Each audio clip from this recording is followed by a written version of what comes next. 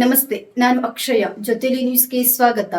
ಮಾಗಡಿ ಪಟ್ಟಣದಲ್ಲಿ ಕೆಂಪೇಗೌಡ ಪ್ರತಿಮೆ ಸ್ಥಳಾಂತರಕ್ಕೆ ಭಾರಿ ವಿರೋಧ.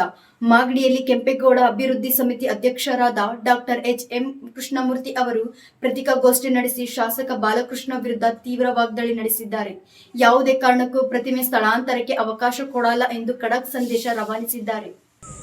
ಹೋಗಿ ನೀವೆಲ್ಲ ಹೇಳ್ತಿರಲ್ಲ, ಇವತ್ತು ನಾನು ಎಲ್ಲರ ಮುಂದೆ ಹೇಳ್ತೀನಿ. ಆಯ್ತು, ಇವತ್ತು ಕೆಂಪೇಗೌಡ ಶಿಲೆ ನಾನೇ ಕಿತ್ತಾಕ್ತೀನಿ.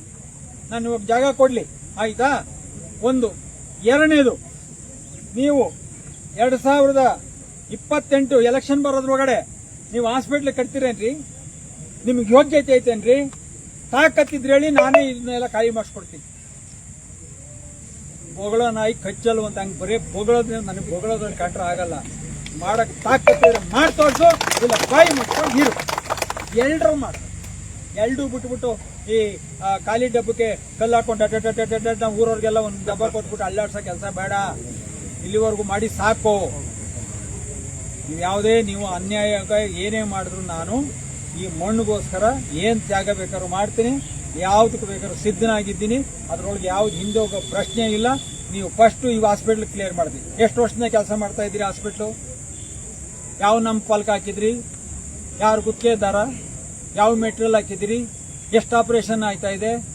ಒಂದ್ ಕೇಳಿದ್ರೆ ಮಾಹಿತಿ ಅಕ್ಕಲ್ ಒಂದೇ ಒಂದು ದಾಖಲೆ ಕೊಡೋದು ನಿಮ್ಗೆ ಯೋಗ್ಯತೆ ಇಲ್ಲ. ಕೊಡ್ರಿ, ಸರ್ಕಾರದ ಜವಾಬ್ದಾರಿ. ನಾವೇನ್ ಕೇಳಿದ್ರು ನಿಮ್ಗೆ ಕೊಡೋ ಹಕ್ಕಿದೆ, ನಾವು ಕೇಳೋ ಹಕ್ಕಿದೆ, ನೀವು ಕೊಡೋ ಕಾನೂನಿದೆ, ಕೊಟ್ಟಿದ್ದೀರಿ.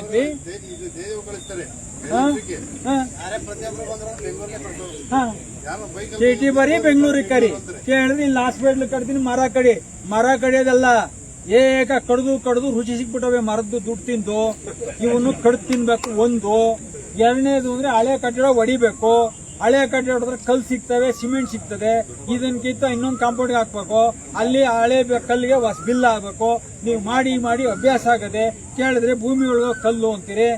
ಅಧಿಕಾರಿಗಳು ಎಲ್ಲಾರನ್ನು ಬಿಟ್ಟು ನೀವೇ ಗಲಾಟೆ ಮಾಡಿಸ್ತೀರಿ. ಏನ್ ಮಾಡ್ಬೇಕು ಜನ?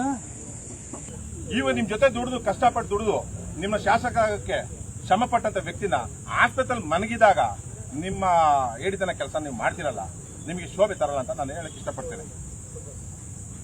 ಅದ್ರ ಜೊತೆಗೆ ಇವತ್ತು ಅದನ್ನ ಆಸ್ಪತ್ರೆಯಲ್ಲಿ ಇದ್ದು ಅವ್ರ ಆರೋಗ್ಯ ಸರಿಗಿಲ್ದ್ರು ಕಾನೂನಲ್ಲಿ ಹೋರಾಟ ಮಾಡಿ ಇವತ್ತು ನಿಮ್ಗೆ ಸ್ಟೇ ತಂದಿದ್ದಾರೆ. ನಿಮ್ಗೆ ನಾಚಿಕೆ ಆಗಬೇಕು. ಆ ಅಪ್ಪನ ಬಗ್ಗೆ ರಾಜ್ಯದಲ್ಲಿ ಜೀವ ಮರಣ ಹೋರಾಟದಲ್ಲಿದ್ದಾರೆ.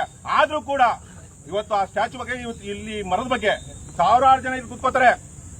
ರೋಗಿಗಳು ಕೂತ್ಕೋತಾರೆ, ಹಳ್ಳಿ ಜನ ಬಂದು ಕೂತ್ಕೋತಾರೆ, ಮುಗ್ಧರು ಬಂದು ಕೂತ್ಕೋತಾರೆ. ಅವರ ಕಷ್ಟ ಸುಖಗಳನ್ನ ಈ ನೆಳ್ಳಲಿಕ್ಕೋಸ್ಕರ ಮಾಡ್ತಾರೆ. ಇಲ್ಲಿ ಹೇಳ್ತೀರಾ ಕೋಟ್ಯಾಂತರ ರೂಪಾಯಿ ಬೆಳೆ ಮರ, ಶ್ರೀಗಂಧ ಮರ ಅದ್ರಿ. ಶ್ರೀಗಂಧ ಮರ ಇಟ್ಕೊಂಡೇನು ಇದಿಕ್ಕೋತಾರನ್ರಿ? ನಮಗ್ ಬೇಕಾದ ಆಕ್ಸಿಜನ್. ನೆಮ್ಮದಿಯಿಂದ ಜನ ಕಾಯ್ತಾ ಇದ್ದಾರೆ, ನೆಮ್ಮದಿಯಿಂದ ಜೀವನ ಮಾಡ್ತಾ ಇದ್ದಾರೆ. ಕಷ್ಟ ಸುಖಗಳನ್ನ ಹೇಳ್ಕೊಂಡು ಅವ್ರು ಕಷ್ಟ ಸುಖ ಕೂತ್ಕೊಂಡು ಟೀ ಕುಡಿತಾರೆ. ಇಲ್ಲಿ ಅವ್ರ ಜೀವನ ಕಳೀತಾರೆ. ಸಾವಿರಾರು ತಲೆಗಳು ಇಲ್ಲಿ ಉಳ್ಳೋಗಿದ್ದಾವೆ. ಸಾವಿರಾರು ತಲೆಗಳು ಜೀವನ ಮಾಡಿದ್ದಾರೆ, ಇಲ್ಲಿ ಬದುಕಿದ್ದಾರೆ. ಅಂತದ್ರಲ್ಲಿ ನೀವು ಅವ್ರನ್ನ ಇಟ್ಕೊಂಡು ಅಂತ ಮರಗಳನ್ನ ತೆಗೆದು ಕೊಟ್ಟಿದ್ದೀರಾ.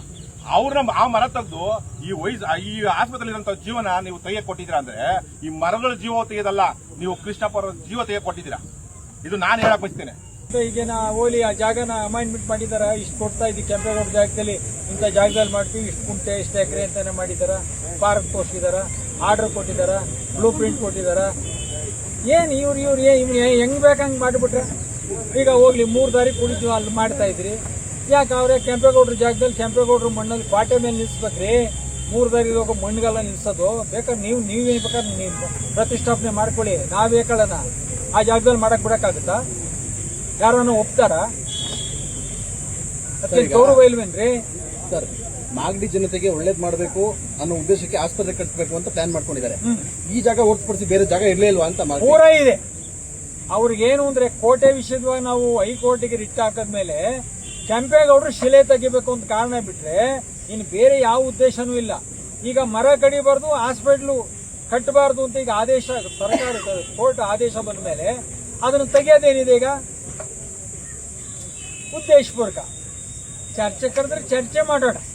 ಅವ್ರು ಏನು ಅಂದ್ರೆ ಈಗ ಕೃಷ್ಣಪ್ಪನವರು ಅಲ್ಲಿ ಬಂದಾಗ ಇಲ್ಲಿ ಇದನ್ನ ತೆಗೆದುಬಿಟ್ರೆ ಕೃಷ್ಣಪ್ಪನವರು ಕೆಂಪೇಗೌಡರಲ್ಲಿ ಯಾವ ಧರ್ಮನೂ ಮಾಡಬಾರ್ದು, ಅವಾಗ ನಾವು ಏನ್ ಮಾಡಿದ್ರು ಯಾರು ಕೇಳೋರಿಲ್ಲ ಅನ್ನೋ ಒಂದು ಅವರಲ್ಲಿ ಒಂದು ಮನಸ್ಸು ಇರಬಹುದು.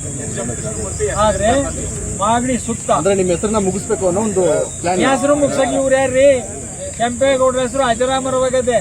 ಇವ್ರಂತ 100 ಜನ ಹುಟ್ಟರು ಅಳ್ಸಕ್ಕಾಗಲ್ಲ.